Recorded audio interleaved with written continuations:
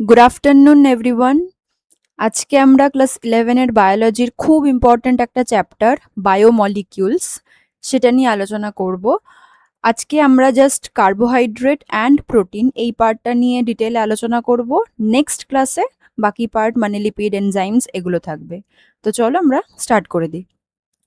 প্রথমেই আমাদের জেনে নিতে হবে হোয়াট আর বায়োমলিকিউলস। বায়োমলিকিউলস হচ্ছে সেই মলিকিউলসগুলো which are synthesized by living organisms মানে কি যে কোনো living organism, it can be any animal, it can be any plant বা যে কোনো ব্যাকটেরিয়া, প্রোটোজোয়া, যে কোনো লিভিং অর্গানিজমের মধ্যে যেই মলিকিউলসগুলো সিনথেসাইজড হচ্ছে বা প্রডিউসড হচ্ছে, দোজ আর কল্ড বায়োমলিকিউলস।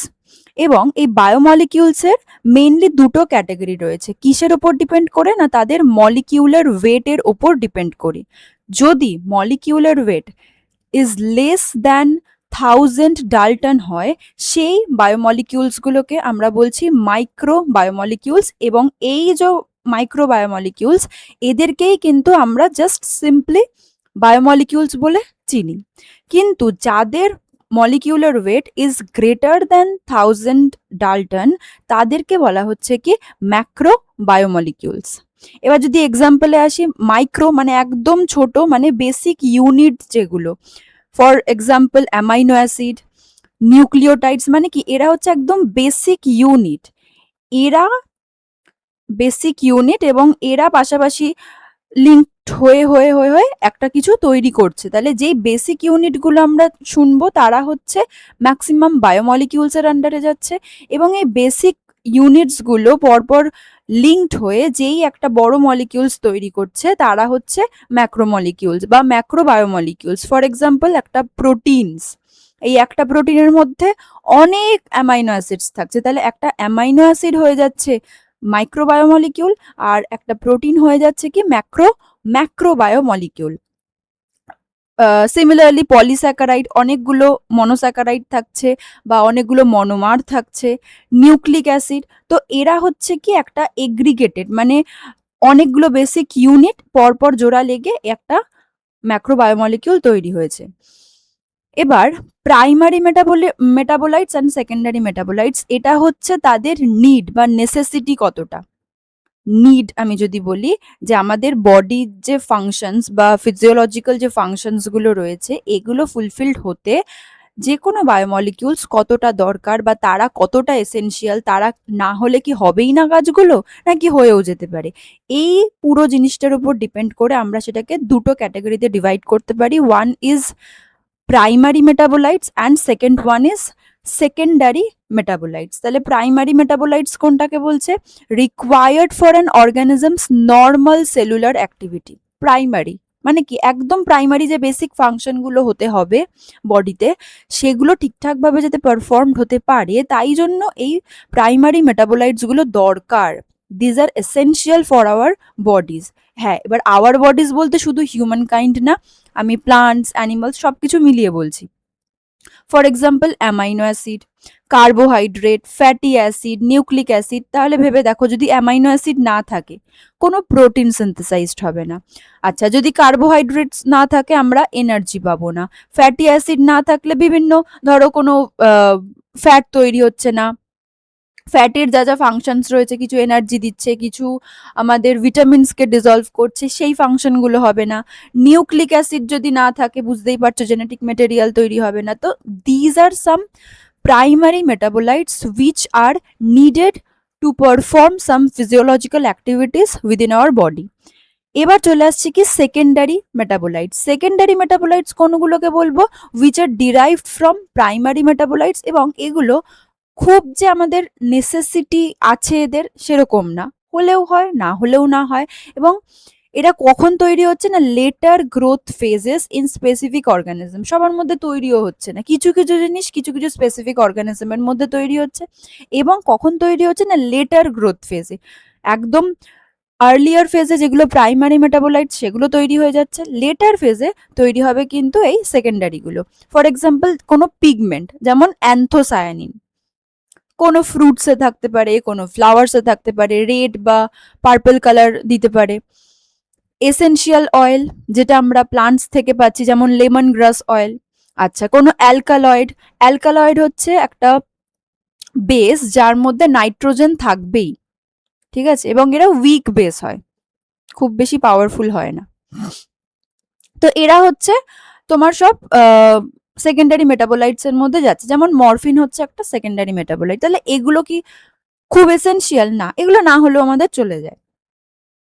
নেক্সট এবারে যেটা আমরা স্টার্ট করব সেটা হচ্ছে কার্বোহাইড্রেট। কার্বোহাইড্রেটের মধ্যে যেই স্পেসিফিক পয়েন্টসগুলো আমাদের জেনে রাখতে হবে কি কি না, কার্বোহাইড্রেট কি কি দিয়ে তৈরি হচ্ছে, হোয়াট আর দ্য এলিমেন্টস যেগুলো কার্বোহাইড্রেটকে ফর্ম করছে। কার্বন অবশ্যই লাগবে, হাইড্রোজেন সেম, অক্সিজেন সেম। তাহলে একটা কার্বোহাইড্রেট হতে গেলে কোনো একটা মলিকিউলসের মধ্যে কার্বন, হাইড্রোজেন, অক্সিজেন এই এলিমেন্টসগুলো প্রেজেন্ট থাকতে হবে, তবেই তাকে আমরা বলবো কার্বোহাইড্রেট। হ্যাঁ, এবার এই তিনটের সাথে অন্য কোনো এলিমেন্টসও প্রেজেন্ট থাকতে পারে, সালফার থাকতে পারে, ফসফরাস থাকতে পারে, বা অন্য যে কোনো নাইট্রোজেন থাকতে পারে, কিন্তু এই তিনটে এলিমেন্টস থাকলে তবেই আমরা সেটাকে কার্বোহাইড্রেট বলবো, নাম্বার ওয়ান। সেকেন্ড পয়েন্ট কি বলা হচ্ছে, যে হাইড্রোজেন অ্যান্ড অক্সিজেন এই দুজনের বা এই দুটোর রেশিও থাকবে 2:1 রেশিওতে, মানে হাইড্রোজেন অ্যান্ড অক্সিজেন এরা থাকবে 2:1 রেশিওতে। কিন্তু আমরা একটু বাদেই দেখবো যে এই যে ফেনোমেননটা বা এই যে পয়েন্টটা আমরা লিখেছি, এটার কিছু কিছু এক্সেপশন আমরা দেখতে পাই। জেনারেল ফর্মুলা আমরা বলি CX H2O হোল Y। এবার এই এক্স আর ওয়াই দিয়ে সেম নাম্বারও ডিফাইন করতে পারে, মানে এক্স ইকুয়ালস টু ওয়াইও হতে পারে, বা x not equal two YO হতে পারে। যেমন আমরা যদি গ্লুকোজের ফর্মুলা দেখি, আমরা গ্লুকোজ মানে কি দেখি, C6H12O6। আর সুক্রোজেরটা আমরা জানি কি, C12H22O11, রাইট? তাহলে আমরা যদি এখানে দেখি, এখানে কি হলো ব্যাপারটা, C6 আর H2O হোল 6, তাহলেই তো আমরা এই ফর্মুলাটা পাবো, C6 রয়ে গেছে আর H2 ইন্টু 6 মানে H12 আর O6। তাহলে এটা আমরা দেখলাম কি, X and Y is equal, they are both equal। But সুক্রোজের ক্ষেত্রে আমরা দেখতে পাচ্ছি কি, C12H2O, আচ্ছা এটা হয়ে যাবে 11, তাই তো? তাহলে C12H22, 2 ইন্টু 11 22 আর O11। তাহলে এক্ষেত্রেও কিন্তু 2:1ই থাকছে, মানে 22:11, তার মানে এটা কি কত হচ্ছে, 2:1 হাইড্রোজেন অ্যান্ড অক্সিজেন। বাট এখানে আমরা X is not equal to Y দেখতে পাচ্ছি, বোঝা গেল? এবার এগুলোর কিছু আমরা এক্সেপশন দেখতে পাই। আচ্ছা, আমি একটু এই জায়গাটা ইরেজ করে দিই, না তো বুঝতে পারবে না।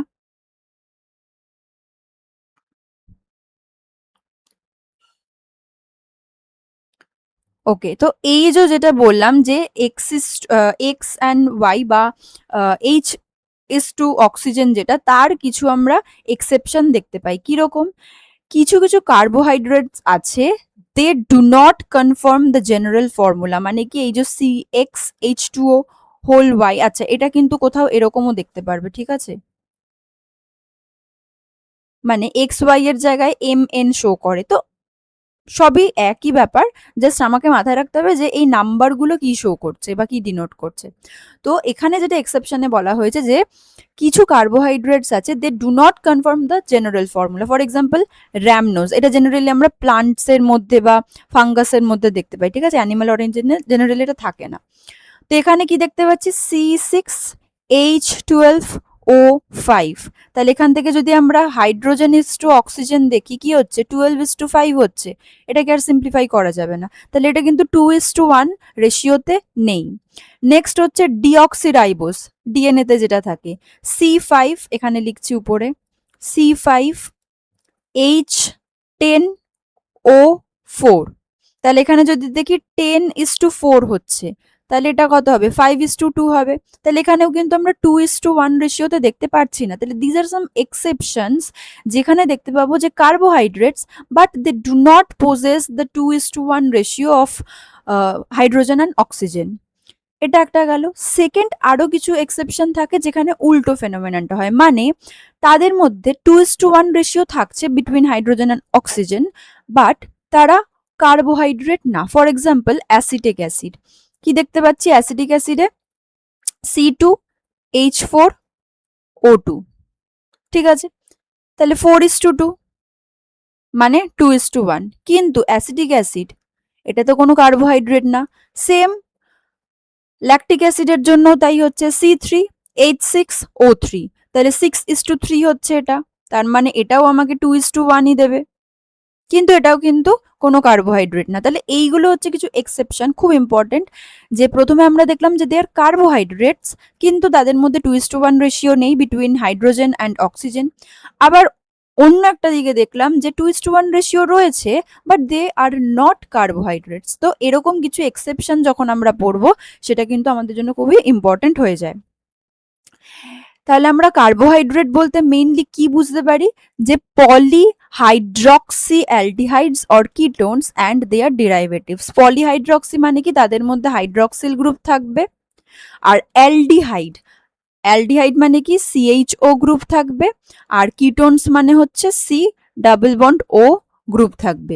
তাহলে পলিহাইড্রক্সি অনেকগুলো হাইড্রক্সিল গ্রুপ থাকছে, তার সাথে ইদার CHO থাকবে অর কিটোন গ্রুপ থাকবে, সেই যে কম্পাউন্ডটা বা সেই যে মলিকিউলটা তৈরি হচ্ছে সেটাকে আমরা বলছি কার্বোহাইড্রেট, এবং তার থেকে যদি কোনো ডিরাইভেটিভস তৈরি হয় তাকেও আমরা কার্বোহাইড্রেটই বলবো।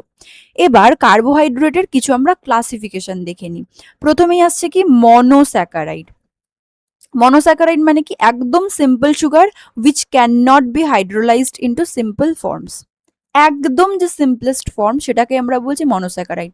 সাচ অ্যাজ কি হবে, গ্লুকোজ, ফ্রুক্টোজ, এরা সবাই কি মনোস্যাকারাইড। মানে তুমি যদি একটা গ্লুকোজকে ব্রেকডাউন করো, তুমি কি আর কোনো সিম্পলার ফর্ম পাবে? পাবে না। Glucose is the simplest form.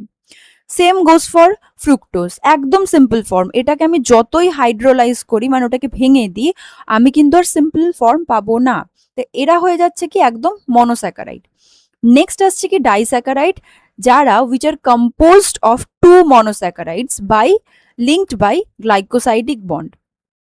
আমরা প্রোটিনের ক্ষেত্রে একটা পার্টিকুলার টাইপ অফ বন্ড দেখব, সেম কার্বোহাইড্রেটের ক্ষেত্রে একটা পার্টিকুলার টাইপ অফ বন্ড দেখব, which is called glycosidic bond, যেটার থ্রুতে দুটো বা তিনটে বা মোর দ্যান 3 মনোস্যাকারাইডস তারা পাশাপাশি লিঙ্কড হয়ে, মানে ধরো এটা একটা মনোস্যাকারাইড, এটা একটা মনোস্যাকারাইড, এটা একটা মনোস্যাকারাইড, এরকম পাশাপাশি যে লিঙ্কড হচ্ছে, এই জিনিসটাকে বলা হচ্ছে গ্লাইকোসাইডিক বন্ড। তাহলে এরকম দুটো যদি মনোস্যাকারাইড পাশাপাশি লিঙ্কড হয়, তাদেরকে আমরা বলছি কি ডাইস্যাকারাইড। ফর এক্সাম্পল কি হতে পারে, মল্টোজ, যেখানে 2 molecules অফ গ্লুকোজ থাকবে, একটা গ্লুকোজ থাকছে, তার সাথে আরেকটা গ্লুকোজ থাকছে, এবং together they form maltose. Sucrose আমরা দেখবো গ্লুকোজ আর তার সাথে ফ্রুক্টোজ থাকছে, তাহলে দুটো মলিকিউলস থাকছে, তাই জন্য আমরা বলছি ডাইস্যাকারাইডস। অলিগোস্যাকারাইড কখন বলবো, 3 to 9 মনোস্যাকারাইডস যখন পাশাপাশি থাকবে, সেটা 3টে এরকম মনোস্যাকারাইডও হতে পারে বা 9 মনোস্যাকারাইডসও হতে পারে, 4 5 6 7 8 9, আপ টু 9 পর্যন্ত তাকে বলছি অলিগোস্যাকারাইড। ফর এক্সাম্পল কি হবে, র্যাফিনোজ। র্যাফিনোজে আমরা দেখতে পাবো কি, গ্লুকোজ দেখতে পাবো, ফ্রুক্টোজ দেখতে পাবো, আর তার সাথে কি দেখতে পাবো, গ্যালাক্টোজ দেখতে পাবো। তাহলে 1 2 3 তিনটে মনোস্যাকারাইড পাশাপাশি আছে, তাহলে এটা হয়ে গেল কি অলিগোস্যাকারাইড। নেক্সট আসছে পলিস্যাকারাইড, যেখানে 10 or more monosaccharides আর বাউন্ডেড টুগেদার, কিসের হেল্প নিয়ে, গ্লাইকোসাইডিক বন্ডের হেল্প নিয়ে। গ্লাইকোসাইডিক বন্ডগুলো এরকম পাশাপাশি ওদেরকে লিঙ্ক করে রাখতে হেল্প করবে। ফর এক্সাম্পল স্টার্চ, যেটা আমরা প্লান্টসে দেখতে পাই, সেলুলোজ, যেটা আমরা প্লান্টসের সেল ওয়ালে দেখতে পাই, এরা সবাই হয়ে যাচ্ছে কি পলিস্যাকারাইড। এবার মনোস্যাকারাইড, মানে আমরা এই প্রত্যেকটার আবার ডিভিশন দেখব, বিশেষ করে মনোস্যাকারাইড আর পলিস্যাকারাইডের। তো মনোস্যাকারাইডের যদি আমরা ডিভিশনটা দেখি, মানে ক্যাটাগরিজ গুলো দেখি কি কি হচ্ছে, একটা হচ্ছে according to their functional group, মনোস্যাকারাইডকে ডিভাইড করা যায় দুটো ক্যাটাগরিতে। আরেকটা হচ্ছে according to the carbon atoms, মানে নাম্বার অফ কার্বন অ্যাটমস কতগুলো রয়েছে তার উপর ডিপেন্ড করেও এদেরকে ডিভাইড করা যায়। তাহলে প্রথমে আমরা যদি দেখি ফাংশনাল গ্রুপ মনোস্যাকারাইডের মধ্যে কি রয়েছে, একটা হতে পারে অ্যালডোস, যেখানে আমরা অ্যালডিহাইড গ্রুপ দেখব। আরেকটা হতে পারে কিটোস, যেখানে আমরা কিটোন গ্রুপ দেখব। তাহলে অ্যালডিহাইড গ্রুপ যদি থাকে তাকে আমরা বলছি aldose, but that is monosaccharide. মনোস্যাকারাইডের মধ্যে একটা অ্যালডিহাইড গ্রুপ রয়েছে, সাচ অ্যাজ গ্লুকোজ, গ্যালাক্টোজ। আমরা এক্ষুনি এদের স্ট্রাকচারগুলো দেখতে পাবো। তো এরা হচ্ছে সবাই কি অ্যালডোস সুগার বা অ্যালডোস মনোস্যাকারাইড। আবার কিটোজে আমরা কি দেখতে পাচ্ছি, কিটোন গ্রুপ দেখতে পাচ্ছি, মানে C double bond O group দেখতে পাচ্ছি। ফর এক্সাম্পল ফ্রুক্টোজ, রাইবিউলোজ, এদের মধ্যে আমরা C double bond O group দেখতে পাই। তাহলে এরা হয়ে যাচ্ছে কি monosaccharide, but they are ketose monosaccharide. এটা একটা গেল। আরেকটা হচ্ছে based on the number of their carbon atoms, তার মানে কি কতগুলো কার্বন অ্যাটমস তাদের মধ্যে প্রেজেন্ট রয়েছে, কিন্তু তারা কিন্তু মনোস্যাকারাইড। ফার্স্টে যদি আসি ট্রাইওস, মানে কি তিনটে কার্বন অ্যাটমস থাকবে, গ্লিসারালডিহাইড। টেট্রোজের মধ্যে কটা থাকবে, চারটে থাকবে, এরিথ্রোজ, এরিথ্রিউলোস। পেন্টোস, আমরা জানি পেন্টোস সুগার কোথায় থাকে, ডিএনএ আরএনএ তে থাকে। তাহলে রাইবোস সুগার যেটা, সেটা থাকছে কোথায়, আরএনএ তে। ডিঅক্সিরাইবোস সুগার যেটা, সেটা থাকছে কোথায়, ডিএনএ তে। তাহলে এদের মধ্যে 5 নাম্বারস অফ কার্বন অ্যাটমস থাকবে। হেক্সোস মানে গ্লুকোজ আর ফ্রুক্টোজ, এদের মধ্যে কটা থাকছে, 6 কার্বন অ্যাটমস থাকছে। তাহলে দেখো গ্লুকোজ যদি আমরা এটাকে ফাংশনাল গ্রুপের বেসিসে ডিভাইড করি, এর ক্যাটাগরি হয়ে যাচ্ছে অ্যালডোস সুগার। আর যদি আমরা বলি এটাকে নাম্বার অফ কার্বন অ্যাটমস, তখন এটা হয়ে যাচ্ছে কিন্তু হেক্সোস সুগার। তো এটা হচ্ছে কার বেসিসে আমরা ডিভাইড করছি সেটার উপর ডিপেন্ড করে আমাকে বলতে হবে। আর হেপ্টোস হচ্ছে সেডো হেপ্টোস, যার মধ্যে 7 নাম্বারস অফ কার্বন অ্যাটমস থাকছে। তাহলে এইগুলো গেল হচ্ছে মনোস্যাকারাইডস, যেগুলো তাদের কিছু ডিভিশন বেসড অন, একটা হচ্ছে ফাংশনাল গ্রুপ আর একটা হচ্ছে নাম্বার অফ কার্বন অ্যাটমস। এই এক্সাম্পল গুলো কিন্তু আমাদের একটু মনে রাখতে হবে। তাহলে যেটা বললাম গ্লুকোজের স্ট্রাকচারে, এই যে পয়েন্ট গুলো, এগুলো হচ্ছে এক একটা কার্বন, ঠিক আছে, 1 2 3 4 5 আর এখানে 6 তো লেখাই রয়েছে। তাহলে কটা আমরা টোটাল কার্বন দেখতে পেলাম, 6টা, মানে 6। সেম ফ্রুক্টোজের ক্ষেত্রেও তাই, 1, এখানে একটা রয়েছে 2 3 4 5 6। আচ্ছা, গ্যালাক্টোজেতেও দেখতেই পাচ্ছি এখানে লেখাই রয়েছে 1 2 3 4 5 6। তাহলে all of these contain 6 numbers of carbon atoms। এবার গ্লুকোজের দিকে যদি তাকাও, একদম প্রথমে যেটা রয়েছে, প্রথম ফার্স্ট কার্বন যেটা, এখানে সিএইচও, মানে কি সি এইচ ডাবল বন্ড ও, এইরকম একটা স্ট্রাকচার রয়েছে। এটাকেই আমরা শর্টে কি লিখি, সিএইচও, মানে অ্যালডিহাইড গ্রুপ, এটাই। আচ্ছা, ফ্রুক্টোজের ক্ষেত্রে সেকেন্ড কার্বন, এটা কিন্তু মাথায় রাখবে, গ্লুকোজে ফার্স্ট কার্বনে সিএইচও গ্রুপ থাকছে, বাট ফ্রুক্টোজের সেকেন্ড কার্বনে সি ডাবল বন্ড ও, মানে কিটোন গ্রুপ থাকবে। তাহলে এটা হয়ে যাচ্ছে কি কিটোন গ্রুপ, এইটা, রাইট। গ্যালাক্টোজের ক্ষেত্রেও কিন্তু মানে এই স্ট্রাকচারটা very much similar to glucose, কিন্তু শুধু একটা জায়গায় ডিফারেন্স রয়েছে, কোনটা, এই কার্বনটাতে, এইটা আর এইটা, মানে কি ফোর্থ কার্বনটাতে। এখানে দেখো, আচ্ছা এটা আমার যদি মনে হয় আমি ওএইচটাকে এইদিকে লিখে দিলাম। আচ্ছা, আমি একটু পয়েন্টারটা এখানে ইউজ করি, বুঝতে সুবিধা হবে। আচ্ছা, তো এই যে পয়েন্টার, এই যে ওএইচটা আমার ইচ্ছা হলো এইদিকে লিখে দিলাম, আমি কিন্তু ওটা করতে পারবো না, তাহলে স্ট্রাকচার চেঞ্জড হয়ে যাবে।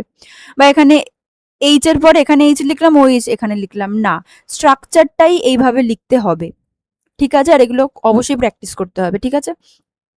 তাহলে এইদিকে ওএইচ রয়েছে, এটা লেফট হ্যান্ড সাইডে ওএইচ রয়েছে, আবার এখানে ফোর্থ আর ফিফথে ওএইচ রয়েছে রাইট হ্যান্ড সাইডে।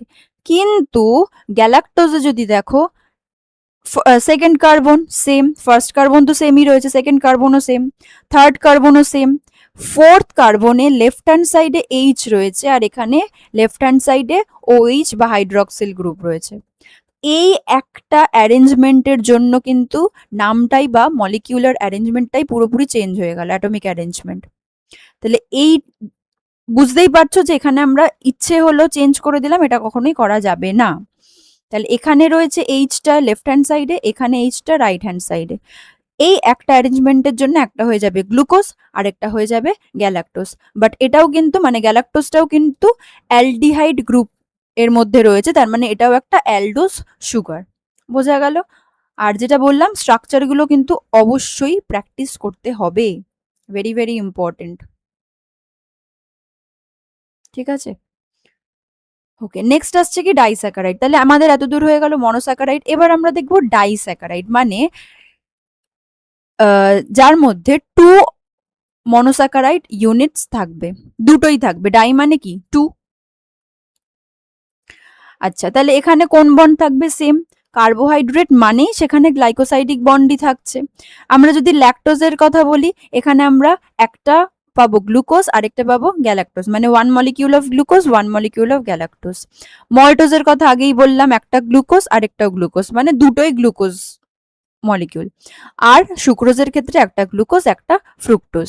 এখানে যদি আমরা দেখি, এখানে আমরা দেখতে পাচ্ছি কি এখানে একটা গ্লুকোজ রয়েছে, এখানেও তাই।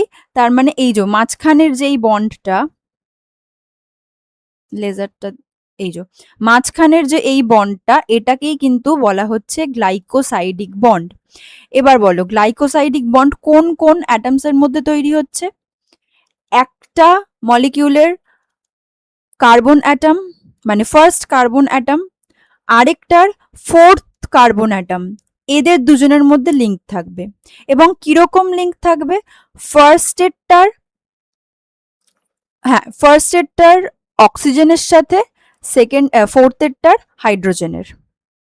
তো এই যে বন্ডটা, মানে অ্যাকচুয়ালি এটাকে বলা হচ্ছে ফার্স্ট আর ফোর্থ কার্বন। এখানেও তাই, 1 2 3 4 5 6, এখান থেকে 1 2 3 4, তাহলে একটার ফার্স্ট কার্বন আরেকটার ফোর্থ কার্বন, এদের দুজনের মধ্যেই কিন্তু লিঙ্কটা হবে এবং এটাকেই বলা হচ্ছে গ্লাইকোসাইডিক বন্ড।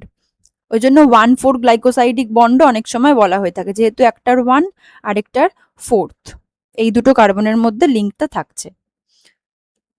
নেক্সট হচ্ছে অলিগোস্যাকারাইড। অলিগোস্যাকারাইড মানে কতগুলো থাকতে পারে?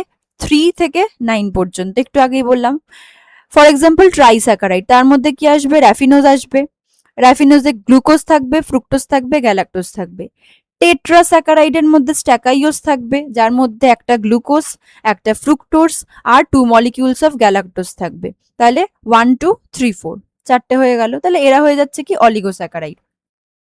নেক্সট এবার আসছে কি পলিস্যাকারাইড, যার মধ্যে আমরা কটা দেখতে পারবো? 10 থেকে স্টার্ট করে আনলিমিটেড। এবার আনলিমিটেড বলতে হ্যাঁ মোটামুটি একটা নাম্বার তো থাকবে, বাট আমরা ওটাকে কোনো লিমিটেশন দেবো না যে 10 to 100 10 to 1000 সেরকম বলবো না। 10 এর পর যত নাম্বারসই হোক না কেন সবই পলিস্যাকারাইডস এর মধ্যেই যাবে। তাহলে 10 or more monosaccharides are bounded together by glycosidic bond, most abundant form in nature. আমরা নেচারে যেগুলো পাই ম্যাক্সিমাম কিন্তু আমরা পলিস্যাকারাইডস হিসেবেই পাই। এক্ষুনি আমরা যখন এক্সাম্পল গুলো দেখবো বুঝেই যাবো, স্টার্চ আছে, সেলুলোজ আছে, গ্লাইকোজেন আছে, আমরা এই ফর্মগুলোই পাই।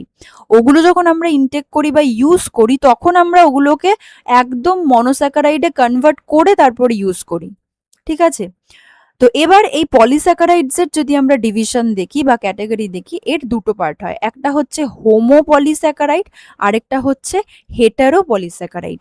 হোমো পলিস্যাকারাইড মানে যেখানে only one type of monosaccharide থাকবে, মানে কি যদি গ্লুকোজ থাকে শুধুই গ্লুকোজ থাকবে, বাট গ্লুকোজের দেখা গেল 10 মলিকিউলস থাকছে, সেটা তার মানে 10 মলিকিউলস, মানে সেটা polysaccharide. But type of monosaccharide একটাই, শুধু গ্লুকোজ রয়েছে, তাই জন্য সেটা Homo polysaccharides. For example starch, যেটা আমরা কোথায় দেখতে পাই?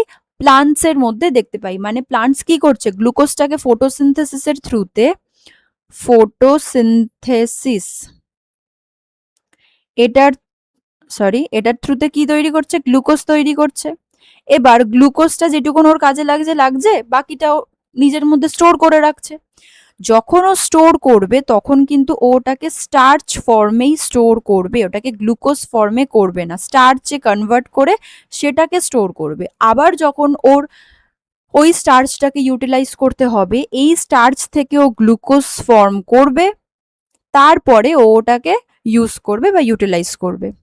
সেম জিনিস কিন্তু আমাদের বডিতেও হয়, কিন্তু আমাদের বডিতে স্টার্চ হয় না, আমাদের বডিতে গ্লাইকোজেন হয়। কিন্তু তাহলে আমরা যখন ধরো প্লান্ট অরিজিনটা খাচ্ছি বা প্লান্ট অরিজিনটা নিচ্ছি, তখন আমরা কোন ফর্মটা পাচ্ছি? আমরা কিন্তু স্টার্চ ফর্মটাই পাচ্ছি। অ্যান্ড এই পলিস্যাকারাইড ফর্মটাই হচ্ছে মোস্ট অ্যাবান্ডেন্ট ইন নেচার, যেটা আমরা এক্ষুনি বললাম। তাহলে এটা কি? Mixture of amylose and amylopectin. Amylose কি? Represented by long unbranched glucose chain. তাহলে শুধু গ্লুকোজ চেইন থাকছে, উইচ ইজ আনব্রাঞ্চড। খুব বেশি মানে ব্রাঞ্চড হচ্ছে যেখানে আমরা একটা নেটওয়ার্ক বা ট্রি লাইক একটা স্ট্রাকচার দেখতে পাবো, আর আনব্রাঞ্চড হচ্ছে সেরকম কোনো স্ট্রাকচার দেখতে পাবো না, মানে ট্রি লাইক কোনো স্ট্রাকচার দেখতে পাবো না। তো এখানে শুধু গ্লুকোজ চেইন থাকছে, তার মানে এটা অবভিয়াসলি একটাই মনোস্যাকারাইড নিয়ে তৈরি, তার মানে এটা হোমোপলিস্যাকারাইড। যেখানে অ্যামাইলোস থাকছে কি অ্যাবাউট 15 to 20% মতন, আর অ্যামাইলোপেকটিন হচ্ছে ব্রাঞ্চড চেইন কম্পোনেন্ট, যেটা মোটামুটি 80 to 85% মতন থাকছে। তাহলে স্টার্চের মধ্যে দুটো পোর্শন থাকছে, মানে দুটো টাইপ থাকছে, একটা হচ্ছে অ্যামাইলোজ, একটা হচ্ছে অ্যামাইলোপেকটিন। অ্যামাইলোজ থাকছে মোটামুটি 15 to 20%, যেটা unbranched chain of glucose molecules, আর অ্যামাইলোপেকটিন যেটা, সেটা হচ্ছে ব্রাঞ্চড, আর এটা মোটামুটি 80 to 85% মতন থাকে। এবার এই স্টার্চের সেন্টারে একটা প্রোটিন রিচ পোর্শন থাকে, যেটাকে বলা হচ্ছে হাইলাম। একদম প্রথমে আমরা যখন স্টার্ট করেছিলাম বলেছিলাম যে কার্বোহাইড্রেটের মধ্যে কার্বন, হাইড্রোজেন, অক্সিজেন থাকবেই, তার সাথে অন্য কিছু থাকতে পারে। এখানে অন্য কিছুটা হয়ে যাচ্ছে কি একটা প্রোটিন। তাহলে এই প্রোটিন রিচ যে সেন্টারটা, সেটাকে বলা হচ্ছে কি hilum. Glucose after being converted into starch is stored in amyloplast in plants. এই অ্যামাইলোপ্লাস্ট যেটা আমরা প্লাস্টিডের মধ্যে পেয়েছি লিউকোপ্লাস্টের আন্ডারে, সেই অ্যামাইলোপ্লাস্টের মধ্যে কিন্তু স্টার্চটা রিজার্ভড বা স্টোরড থাকছে, এবং সেটা তৈরি হচ্ছে কোথা থেকে? না, গ্লুকোজ থেকে। আবার যখন ওকে সেই স্টার্চটাকে ইউটিলাইজ করতে হবে, তখন ওটাকে আগে প্রথমে গ্লুকোজে কনভার্ট করবে, নেক্সট ওটাকে ইউটিলাইজ করবে। আচ্ছা, এবার আমাদের কিছু এক্সপেরিমেন্ট থাকে যে স্টার্চ আছে কোন একটা প্লান্টসের অরিজিনের মধ্যে, সেটাকে তোমরা এক্সপেরিমেন্ট করে বোঝাও। তখন আমরা কি করি? আয়োডিন ইউজ করি। যদি সেটা ব্লু কালারে টার্ন করে, তখন আমরা বুঝে যাবো যে আচ্ছা জিনিসটার মধ্যে স্টার্চ রয়েছে। ঠিক আছে। নেক্সট আসছে সেলুলোজ। এটাও আমরা প্লান্ট অরিজিনেই পাই। কোথায় পাবো? প্লান্টের সেল ওয়ালে পাবো। It is the main constituent of cell wall of plants. সবার সেল ওয়াল, মানে ব্যাকটেরিয়ার সেল ওয়ালে কিন্তু থাকবে না। বোঝা গেল? তো প্লান্টের যে সেল ওয়াল, সেখানে আমরা সেলুলোজ পাচ্ছি। Approximately 1250 to 12,500 beta D glucose residues are link together by beta এই যে 1,4 গ্লাইকোসাইডিক লিঙ্কেজ। এবারে আমরা দুটো টার্ম পেলাম, একটা হচ্ছে ডি আর একটা হচ্ছে বিটা। ডি কোনটাকে বলবো? যেটা হচ্ছে ডেক্সট্রো রোটেটারি, আর এল হচ্ছে লিভো রোটেটারি। এটা হচ্ছে ডেক্সট্রো রোটেটরি, আর এটা হচ্ছে লিভো রোটেটরি। মানে কি? ডেক্সট্রো রোটেটরি হচ্ছে যখন ক্লক ওয়াইজ রোটেশন আমরা দেখতে পাই বা মুভমেন্টটা দেখতে পাই, আর এটা কি হবে? Anti clockwise. Anti clockwise. ঠিক আছে। তো এটা হচ্ছে একটা যখন আমরা 3D স্ট্রাকচার অফ কোনো এরকম গ্লুকোজ বা গ্যালাক্টোজ, ফ্রুক্টোজ যাই দেখবো, তো আমরা এখানে গ্লুকোজ নিয়ে কথা বলছি, তো আমরা যখন গ্লুকোজের একটা 3D স্ট্রাকচার দেখব, তখন যদি তার যে মলিকিউলস গুলো রয়েছে, মানে অ্যাটমস গুলো রয়েছে, সেখানে আমরা অ্যাকচুয়ালি কর্ন দিয়ে বুঝতে পারি। মানে এটা হচ্ছে কার্বন, এটা হচ্ছে ডাবল বন্ড ও যেটা থাকে সেটা, এটা হচ্ছে আর গ্রুপ, আমরা একটু বাদেই পড়বো। আর গ্রুপ হচ্ছে মানে যে কোনো কিছু হতে পারে, CH2OH, মানে CH2 হতে পারে বা অন্য কোনো গ্রুপ হতে পারে, আর নাইট্রোজেন যদি থাকে সেটা। তো এইটার যদি আমরা ক্লকওয়াইজ ডিরেকশন দেখতে পাই, তখন সেটাকে বলবো ডেক্সট্রো রোটেটারি। আর যদি অ্যান্টি ক্লকওয়াইজ ডিরেকশন দেখতে পাই, সেটাকে আমরা বলবো লিভো রোটেটারি। ঠিক আছে। আচ্ছা, এটা হচ্ছে নাইট্রোজেন হচ্ছে, আমি এটাকে মানে এই জিনিসটা বোঝালাম হচ্ছে অ্যামাইনো অ্যাসিডের থ্রুতে। এবার কার্বোহাইড্রেটে তো আর নাইট্রোজেন থাকবে তার কোনো মানে নেই, কিন্তু মুভমেন্টটা ক্লকওয়াইজ যদি হয় সেটাকে আমরা বলবো ডেক্সট্রো রোটেটারি, আর যদি অ্যান্টি ক্লকওয়াইজ হয় সেটাকে আমরা বলবো লিভো রোটেটারি। আর বিটা আর আলফা দুটো ফর্ম থাকে। বিটা হচ্ছে যখন, এটা যদি একটু দেখে নি, এই যে এখানে দেখতে পাচ্ছ এইটা একটা রয়েছে, এখানেও সেমই রয়েছে। বিটা হচ্ছে যখন ওএইচটা উপরের দিকে আপওয়ার্ডস ডিরেকশনে থাকবে, আর আলফা হচ্ছে এই ওএইচটাই যদি ডাউনওয়ার্ডস ডিরেকশনে থাকে। এটা হচ্ছে আপওয়ার্ডস ডিরেকশনে যদি থাকে, আর ডাউনওয়ার্ডসে হলে সেটাকে বলবো আলফা। তাহলে এই দুটোর অ্যারেঞ্জমেন্টের ওপর ডিপেন্ড করে কিন্তু আমরা দেখতে পাই যে আলফা বা বিটা হচ্ছে।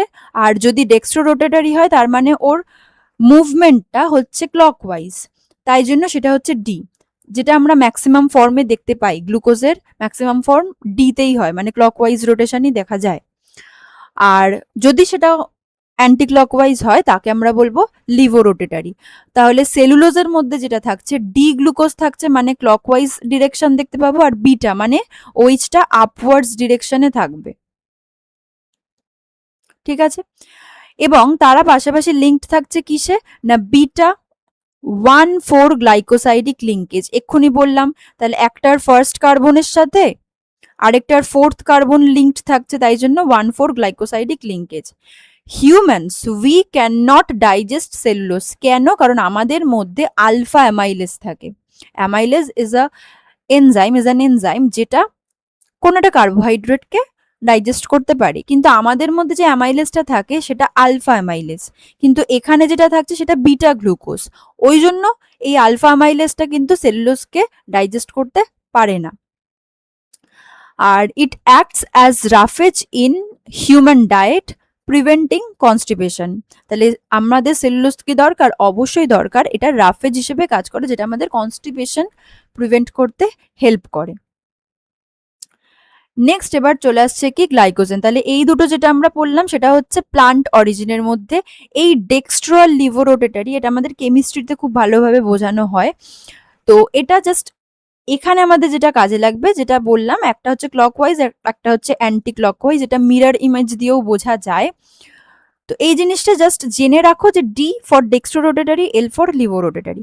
ঠিক আছে, কারণ এখন আমাদের খুব বেশি এটার এক্সপ্লেনেশন দরকার নেই এক্ষেত্রে। নেক্সট হচ্ছে কি গ্লাইকোজেন। গ্লাইকোজেন আমরা কোথায় দেখতে পারবো? হিউম্যান কাইন্ডের মধ্যে দেখতে পাবো। আমরা যে গ্লুকোজটা খাচ্ছি, বা কিছু ক্ষেত্রে আমরা দেখতে পাবো যে অন্য কোনো, মানে ধরো লিপিড থেকে বা প্রোটিন থেকে, প্রোটিন খুব একটা হয় না, লিপিড থেকে হয়তো গ্লাইকোজেন ফর্ম করেছে, সেটা স্টোর হয়ে রয়েছে। তো আমরা যদি গ্লুকোজ দিয়ে জিনিসটাকে বুঝি, আমরা গ্লুকোজ খেয়েছি অনেকটা, এবার সেটা পুরোটা আমাদের বডি কাজে লাগাতে পারেনি, সেটাকে বডির মধ্যে স্টোর করে রাখতে হবে। ও কিন্তু আমাদের মাসেল বা লিভারে সেটাকে গ্লাইকোজেনে কনভার্ট করবে, তারপরে এটাকে স্টোর করে রাখবে। এবার ধরো কোনো একদিন আমি খাইনি, দুদিন আমি খাচ্ছি না কিছু, আমার বডি এই যে গ্লাইকোজেন যেটা স্টোর করা রয়েছে সেটাকে গ্লুকোজে কনভার্ট করবে, তারপরে সেটাকে ব্লাডের মধ্যে ডিজলভ করে দেবে। এইভাবে কিন্তু আমাদের জিনিসটা হয়। যেটা আমরা প্লান্টসের ক্ষেত্রে দেখেছিলাম, স্টার্চ থেকে হচ্ছিল কনভার্সনটা, অ্যানিমালস মানে আমাদের হিউম্যান কাইন্ডসের মধ্যে এটা হচ্ছে গ্লাইকোজেন থেকে। তাহলে it is stored in liver and muscles of animals. Structure is similar to that of amylopectin, মানে অ্যামাইলোপেকটিনের মতো নিয়ে স্ট্রাকচারটা। Converts into glucose when needed. এবার যখন এই কনভার্সনটা হচ্ছে, গ্লাইকোজেনটা ভেঙে যাচ্ছে, তাই জন্য এটাকে বলা হচ্ছে কি গ্লাইকোজেনোলাইসিস। গ্লাইকোজেনো, কেন? কারণ গ্লাইকোজেন লাইসিস হচ্ছে, লাইসিস মানে কি ভেঙে যাওয়া।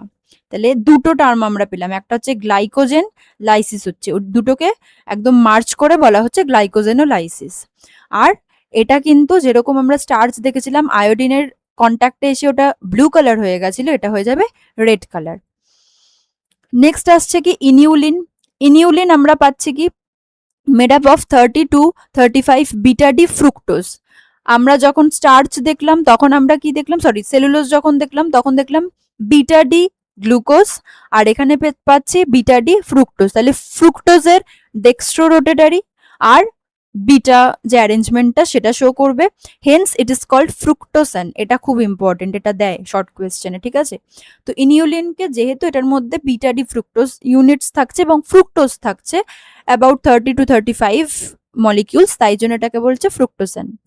Reserve food in roots and stem tubers of compositae family. Compositae ফ্যামিলির মধ্যে ডালিয়া পড়ছে, সানফ্লাওয়ার পড়ছে, ড্যান্ডেলিয়ন, ডেইজি, এরা হচ্ছে কম্পোজিটে ফ্যামিলি, ফ্লাওয়ারিং প্লান্টসের একটা ফ্যামিলি। তো এদের যে স্টেম টিউবার্স বা রুটস থাকছে তার মধ্যে ইনিউলিনটা রিজার্ভ থাকছে।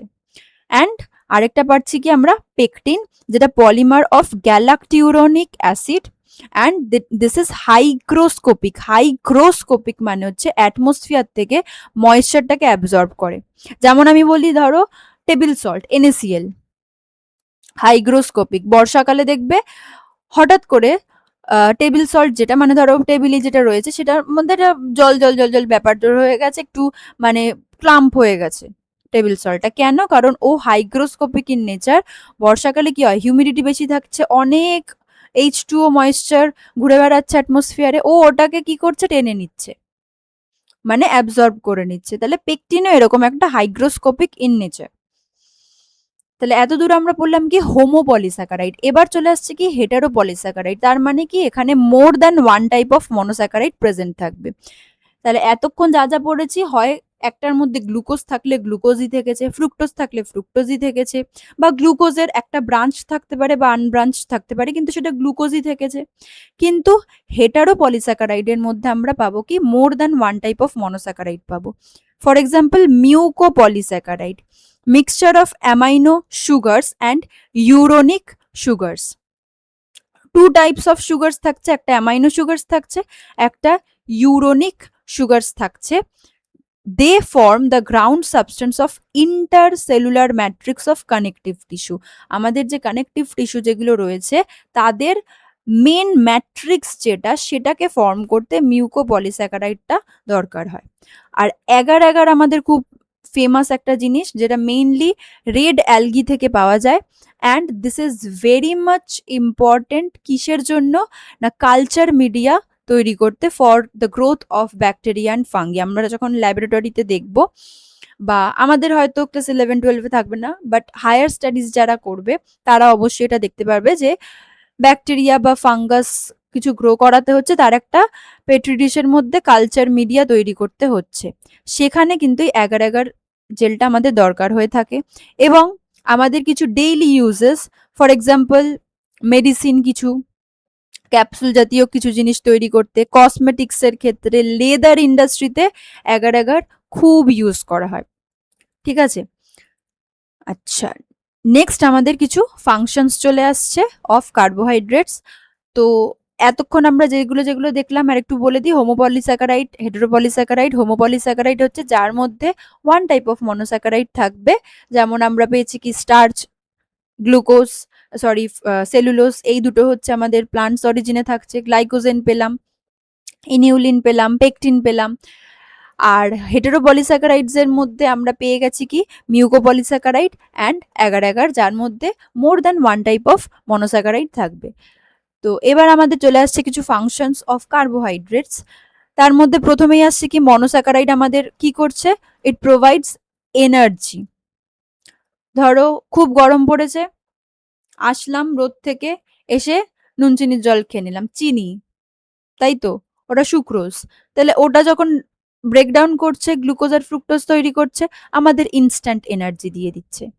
বা আমরা গ্লুকন ডিও খাই, গ্লুকোজ থাকছে, ইনস্ট্যান্ট এনার্জি দিয়ে দিচ্ছে। Primary energy storage unit, for example প্লান্টসের ক্ষেত্রে সেটা স্টার্চে স্টোর করা থাকছে, আর অ্যানিমালসের ক্ষেত্রে সেটা গ্লাইকোজেনে।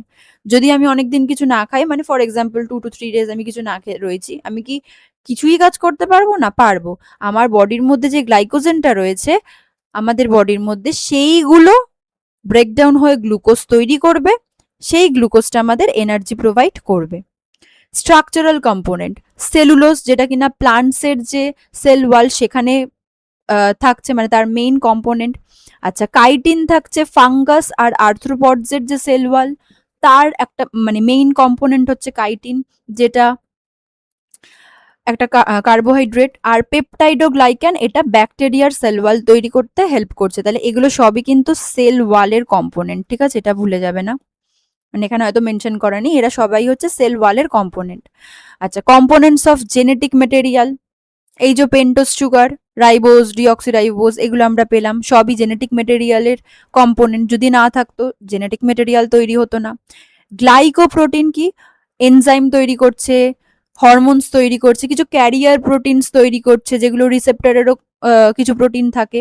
তাহলে গ্লাইকোপ্রোটিন, গ্লাইকো মানে কি, তার সাথে কি থাকবে, অবশ্যই কোনো একটা কার্বোহাইড্রেট থাকবে এবং তার সাথে প্রোটিন থাকবে, কারণ এনজাইম, হরমোন, ক্যারিয়ার প্রোটিন এগুলো প্রোটিন ছাড়া তৈরি হবে না। তাহলে প্রোটিনগুলোর সাথে কিছু যদি কার্বোহাইড্রেট লিঙ্ক করা থাকে তাকে আমরা বলছি গ্লাইকোপ্রোটিন। আর হেপারিন যেটা একটা substance which resists blood clotting in our body, যেটা একটা মিউকোপলিস্যাকারাইড। এই যে একটা মিউকোপলিস্যাকারাইড আমরা পেলাম, সেটা আমাদের মেইনলি কি করেছিল, কানেকটিভ টিস্যুর ম্যাট্রিক্স তৈরি করেছিল। হেপারিন হচ্ছে is a kind of mucopolysaccharide, যেটা আমাদের বডিতে ব্লাড ক্লটিং, কারণ আমাদের তো কিছু ক্লটিং ফ্যাক্টরস থাকে, ব্লাড ক্লটিং যখন হয়, ধরো হাতে কেটে গেল, সাথে সাথে কিছুক্ষণের মধ্যে ব্লাড ক্লট হয়ে গেল ওই জায়গাটায়, তাহলে এইগুলো আমাদের বডির মধ্যে কেন ক্লট করে দিচ্ছে না ব্লাডটাকে, কেন, হেপারিন সেটাকে রেজিস্ট করছে। তো এই গেল হচ্ছে আমাদের কার্বোহাইড্রেটের পুরো পার্টটা। এবার আমরা দেখে নেব কি প্রোটিনের part. Protein, this term was coined by Berzelius in the year of 1839, যেটা প্রোটিয়স টার্ম থেকে এসেছে। Polymers of amino acids which contain carbon, hydrogen, oxygen and nitrogen. তাহলে কার্বোহাইড্রেটে আমরা এই তিনটে দেখেছিলাম, বাট নাইট্রোজেনের কোনো ম্যান্ডেটারি ব্যাপার ছিল না। কিন্তু প্রোটিনের ক্ষেত্রে নাইট্রোজেনটাকেও ম্যান্ডেট করে দেওয়া হয়েছে, যে এই চারটে এলিমেন্টস যদি থাকে তাহলেই সেটাকে আমরা প্রোটিন বলি। এবার তার সাথে সালফার আর ফসফরাস এরাও থাকতে পারে বা অন্য কিছুও থাকতে পারে, কিন্তু এই চারটে জিনিস, চারটে এলিমেন্টস থাকতেই হবে, তবেই তাকে আমরা প্রোটিন বলতে পারি। এবং এখানে আমরা কোন বন্ড দেখবো, পেপটাইড বন্ড দেখতে পাবো, যে কিনা দুটো যে অ্যাডজেসেন্ট অ্যামাইনো অ্যাসিডস রয়েছে, পাশাপাশি যে অ্যামাইনো অ্যাসিডস রয়েছে তাদেরকে লিঙ্ক করে থাকবে, যেটা আমরা কার্বোহাইড্রেটে কি পেয়েছি, গ্লাইকোসাইডিক বন্ড পেয়েছি। তাহলে অ্যামাইনো অ্যাসিডস সম্পর্কে আমাদের কিছু একটা বেসিক আইডিয়া জেনে রাখতে হবে। কিরকম, amino acid will contain, or every amino acid contains at least one amino group and carboxyl group। যদি আমরা একটা এরকম একটা অ্যামাইনো অ্যাসিড দেখি, বোঝার সুবিধার্থে বলছি, এখানে আমরা একটা NH2 দেখব, আর একদম লাস্টে আমরা একটা COOH দেখব। যদি এই দুটো থাকে তবেই একটা অ্যামাইনো অ্যাসিড ফর্ম করতে পারবে। একটা এন্ডে থাকবে amino group which is NH2, আরেকটা এন্ডে থাকবে C double bond OH group which is carboxyl group, এবং তার মাঝখানে অনেক কিছু থাকতে পারে। আর সেন্ট্রাল কার্বন অ্যাক্সিস থাকবে, মানে কার্বন তো এরকম ভাবে থাকবে, এবার কার্বনের সাথে অন্য কোনো আর গ্রুপ থাকতে পারে, মানে CH2 থাকতে পারে, OH থাকতে পারে, বা অন্য কিছু থাকতে পারে, বাট এই দুটো জিনিস থাকতে হবে, এই দুটো গ্রুপ থাকতে হবে, তবেই তাকে আমরা অ্যামাইনো অ্যাসিড বলতে পারি। Other hands of carbon contain H, শুধু H থাকতে পারে, বা অ্যালকাইল মানে আর গ্রুপ থাকতে পারে, আর এর মধ্যে CH2OH হতে পারে, শুধু CH2 হতে পারে, বা CH3 হতে পারে, যে কোনো কিছু হতে পারে আর এর মধ্যে, বা কোনো অন্য কোনো গ্রুপও হতে পারে, মানে আমি বলছি OH হতে পারে, বা যে কোনো কিছু, নাইট্রোজেনের কোনো গ্রুপ হতে পারে। Making it asymmetrical which shows optical activity. Asymmetrical মানে কি, এমন একটা যাকে আমি সিমেট্রিক্যালি ডিভাইড করতে পারবো না, মানে মাঝখান দিয়ে যদি ভেঙে দিই এমন হবে না যে এই দিকটা আর এই দিকটা সেম হলো, তাহলে ওটা সিমেট্রিক্যাল হতো। দেখবো কি এইটা যেরকম হচ্ছে এটা অন্যরকম হচ্ছে, তাই জন্য এটাকে বলা হচ্ছে অ্যাসিমেট্রিক্যাল। তাহলে অ্যামাইনো অ্যাসিডের ক্ষেত্রে মেন আমরা কি কি দেখতে পাচ্ছি, NH2 মানে অ্যামাইনো গ্রুপ আর কার্বক্সিল গ্রুপ থাকবেই, তার সাথে অন্য কোনো গ্রুপও থাকতে পারে। কোথায়, নেই মাঝখানের যে পোর্শনটা, মানে সেন্ট্রাল অ্যাক্সিস বা ব্যাকবোন যেটা, সেটা। এবং এটা অ্যাসিমেট্রি শো করবে, মানে মাঝখান দিয়ে যদি আমি এটাকে ডিভাইড করে দিই কোনো রকম সিমেট্রি আমরা দেখতে পাবো না। এখানেও আমরা ডেক্সট্রো রোটেটারি আর লিভো রোটেটারি দুটো ফর্ম দেখতে পারি, কিন্তু গ্লাইসিনের ক্ষেত্রে এরকম কিছু দেখা যায় না। কেন, কারণ গ্লাইসিনের স্ট্রাকচারটা হচ্ছে একদম সিম্পলেস্ট ফর্ম যেটা, সেটা। আচ্ছা, স্ট্রাকচার যদি দেখে নিই তাহলে মাঝখানে রয়েছে কার্বন। কার্বনের কটা হ্যান্ডস থাকে? 4 হ্যান্ডস থাকে। ঠিক আছে, এটা কিন্তু একটু জানতে হবে। কার্বনের 4 হ্যান্ডস থাকে। তাহলে এখানে 1 2 3 4 দেখতেই পাচ্ছি। তাহলে একটা দিকে NH2 রয়েছে, একটা দিকে COOH রয়েছে, আরেকটা দিকে আমি ধরে নিলাম H রয়েছে, আর এখানে R মানে অ্যালকাইলের যে কোনো একটা গ্রুপ থাকতেই পারে, বা এখানে Hও থাকতে পারে। মোটামুটি নেচারে কিন্তু অনেকগুলো অ্যামাইনো অ্যাসিডস রয়েছে, বাট আমাদের যা প্রোটিনস তৈরি হয় সেইগুলো ফর্ম করতে 20 অ্যামাইনো অ্যাসিডস এনাফ। তাহলে 20 amino acids make up the structure of all the proteins. যা যা প্রোটিন তৈরি হয় সবগুলোর মধ্যেই 20 অ্যামাইনো অ্যাসিডসই ঘুরিয়ে ফিরিয়ে মানে কি বলবো 1 2 3 1 3 2 2 3 1 এইরকম অ্যারেঞ্জমেন্টে ওই প্রোটিনগুলো তৈরি হচ্ছে। ঠিক আছে, এবার যদি আমরা কিছু অ্যামাইনো অ্যাসিডের স্ট্রাকচার দেখে নিই, এগুলো একটু প্র্যাকটিস করতে হবে। গ্লাইসিন যেটা একদম সিম্পল ফর্ম যেটা, সেটা NH2COOH রয়েছে, আর এখানেও একটা H, এখানেও একটা H রয়েছে, মানে এখানে R গ্রুপের মধ্যে H হাইড্রোজেনই রয়েছে। অ্যালানিন যদি বলি, NH2COOH তো থাকবে, এইদিকে রয়েছে H, এইদিকে NH2, আরেকটা NH2 রয়েছে, অ্যামাইনো গ্রুপ রয়েছে। সেরিন যদি বলি, NH2COOH, একদিকে H রয়েছে। আচ্ছা, এই Hটা আমি উপরে লিখিনি, নিচে লিখেছি, তোমরা নিচেও লিখতে পারো, উপরেও লিখতে পারো, মানে এইটা উপরে লিখে এই পুরো পোর্শনটা নিচেও লিখতে পারো, কোনো প্রবলেম নেই, বা NH2টা উপরেও লিখতে পারো। এখানে কিন্তু এটা মনে করবে না আচ্ছা এনটা কেন উপরে লেখা হলো, কেন সাইডে লেখা হলো, যে কোনো একটা হ্যান্ডসে লিখলেই হবে। তবে NH2 যদি আমি এখানে লিখে, আমাকে COOHটা অপোজিট সাইডে লিখতে হবে। আচ্ছা, তো এই একটা ব্যাপার গেল। তো হাইড্রোজেন এখানে রয়েছে, আর এখানে কি রয়েছে? CH2OH। ঠিক আছে, তো এইগুলো গেল কিছু হচ্ছে অ্যামাইনো অ্যাসিডের স্ট্রাকচার, এগুলো আমাদের প্র্যাকটিস করতে হবে। ঠিক আছে, এবার খুব ইম্পর্টেন্ট জুইটার আয়ন্স। জুইটার আয়ন্স আমরা তাকে বলবো যার মধ্যে পজিটিভ অ্যান্ড নেগেটিভ আয়ন্স দুটো একসাথেই প্রেজেন্ট থাকবে, and for that reason it will contain no charge. Ultimately চার্জটা হয়ে যাবে 0। এটা দিয়ে যদি আমরা বুঝি, আমি একটু পয়েন্টারটা শো করিয়ে নিই। এটা একটা অ্যামাইনো অ্যাসিড রয়েছে, ঠিক আছে, যেরকম আমরা বেসিক স্ট্রাকচারটা দেখেছি সেটা। NH2COOH। আমরা যখন জুইটার আয়ন নিয়ে কথা বলবো, আমাদের মেইন ফোকাস থাকবে অ্যামাইনো গ্রুপ আর কার্বক্সিল গ্রুপ, এই দুটোর মধ্যে। NH2 যেটা, আমি এটাকে কিসে কিসে মানে কিভাবে এটাকে লিখতে পারি এটা একটু দেখিয়ে দিই, তাহলে পেপটাইড বন্ডটা বুঝতেও সুবিধা হবে। NH2 যেটা, এটা এরম ভাবে লেখা যায়, আর COOH যেটা, সেটা এইভাবে লেখা যায়, COOH আর NH2। এখানে ব্যাপারটা যেটা হচ্ছে, এখান থেকে Hটা চলে আসছে এই দিকে, মানে কি এই COOH এর H যেটা, সেটা চলে আসছে কোথায়? NH2 এর কাছে। তার মানে NH2 এর ক্ষেত্রে এখন কটা হয়ে গেল? H 3টে হয়ে যাবে, NH3। আর যেহেতু H আসছে, H তো প্রোটনের মতনই কাজ করে, তাহলে এটা হয়ে যাবে NH3+, আর এখান থেকে যেহেতু একটা H বেরিয়ে গেছে, এটা হয়ে যাবে কি COO-, কারণ H আমরা জানি কি প্রোটনের মতনই কাজ করছে, H+, কারণ H+ মানেই তার মধ্যে একটাই প্রোটন রয়েছে, আর কিছু নেই। তাহলে H+ যা, প্রোটনও তাই।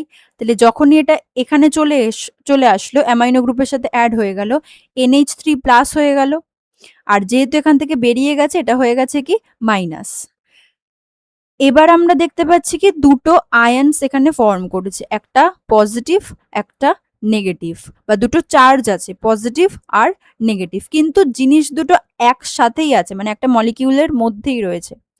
এই টাইপ অফ জিনিসটাকে আমরা বলি কি জুইটার ion. It has positive and negative আয়ন্স at the same time, but এর যে চার্জটা সেটা হয়ে যাবে একদম 0।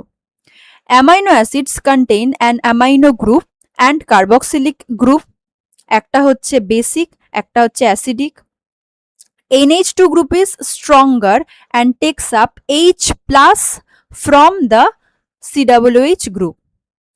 তাহলে NH2 গ্রুপ হচ্ছে স্ট্রঙ্গার, যে কি করছে H+টাকে, যেটা বললাম এখান থেকে H+টাকে নিয়ে নিচ্ছে নিজের কাছে।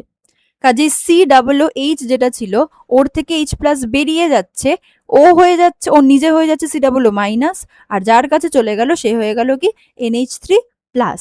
Thus it creates a positive charge at one end আর negative charge at the other end. এই পুরোটাকে এবার আমরা বলবো কি, যেটা আমরা এখানে দেখিয়েছি, জুইটার আয়ন. এটা কিন্তু খুবই ইম্পর্টেন্ট একটা জায়গা. নেচার অফ আর গ্রুপ, মানে এই যে আমরা আর গ্রুপটা যেটা দেখছি, এই আর গ্রুপের উপর ডিপেন্ড করে কিছু এক্সাম্পলস আমাদের পড়ে নিতে হবে.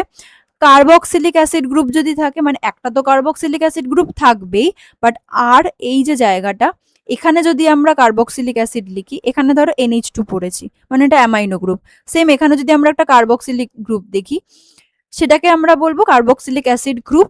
সেটা কোথায় রয়েছে? আর এর মধ্যে রয়েছে, বা আরটাই হচ্ছে কার্বক্সিলিক অ্যাসিড গ্রুপ এখানে শো করছে. তাহলে এক্সাম্পল হচ্ছে aspartic acid, glutamic acid, glutamine. এই এক্সাম্পলগুলো একটুখানি মনে রাখতে হবে. অ্যামাইনো গ্রুপ এক্ষুনি আমরা দেখলাম, এই যে এটা আর গ্রুপের জায়গায় রয়েছে NH2টা, মানে এই যে আর গ্রুপটা সেখানে রয়েছে NH2টা. তাহলে এখানে for example histidine, arginine, lysine, এগুলো. হাইড্রোকার্বন চেইন থাকতে পারে একটা,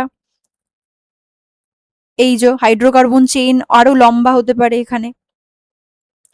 for example alanine, glycine, valine, leucine. Hydroxyl থাকতে পারে, মানে OH থাকতে পারে, সেরিন, টাইরোসিন. আর অ্যারোমেটিক কোনো গ্রুপ থাকতে পারে. অ্যারোমেটিক গ্রুপ হচ্ছে বেনজিন থাকলো বা অন্য, মানে বেনজিন রিলেটেড অন্য কিছু থাকলো, এরা হচ্ছে অ্যারোমেটিক গ্রুপের আন্ডারে পড়ছে, যেমন হিস্টিডিন, টাইরোসিন, ট্রিপ্টোফ্যান, এরা. এই চারটা একটু আমাদের মনে রাখতে হবে, শর্ট কোয়েশ্চেন MCQ-তে অনেক সময় দিয়ে দেয়. Now classification of amino acids. Amino অ্যাসিডকে যদি আমরা ক্লাসিফাই করি, দেখতে পাবো কি দুটো বেসিস থেকে ক্লাসিফাই করা যায়. একটা হচ্ছে on the basis of reaction in solution.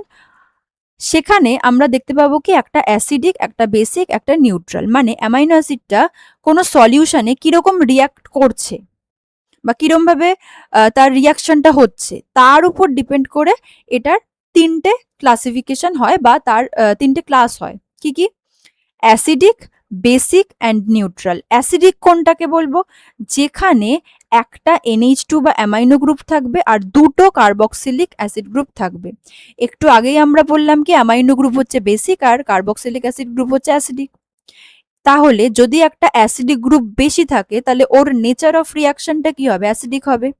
Same যদি বেসিকের ক্ষেত্রে আমরা দেখি, তখন উল্টোটা হয়ে যাবে. মানে কি, দুটো অ্যামাইনো গ্রুপ থাকবে, একটা কার্বক্সিলিক অ্যাসিড গ্রুপ থাকবে.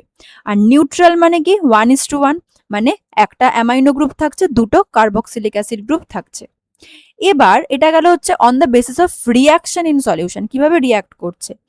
এবার যদি আমরা দেখি on the basis of dietary requirement, এটা খুব ইম্পর্টেন্ট জায়গা, যে আমাদের ডায়েটারি রিকোয়ারমেন্টে কিরকম দরকার অ্যামাইনো অ্যাসিডগুলো, এটার বেসিসে আমরা দুটো ভাবে ক্লাসিফাই করতে পারি. একটাকে বলা হচ্ছে এসেনশিয়াল, আরেকটাকে বলা হচ্ছে নন এসেনশিয়াল. এসেনশিয়াল যেটা, that can not be synthesised within our body.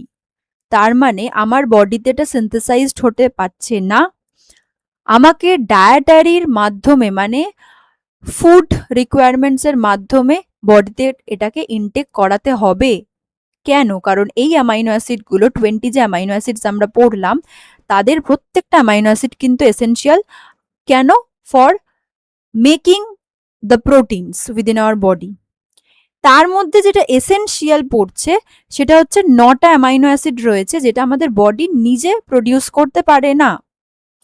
কাজেই এই অ্যামাইনো অ্যাসিড গুলোকে আমাদের খাওয়ারের মাধ্যমে, ফুডের মাধ্যমে ইনটেক করতে হবে, যাতে বডিতে সেগুলো ডেফিসিয়েন্সি না হয়.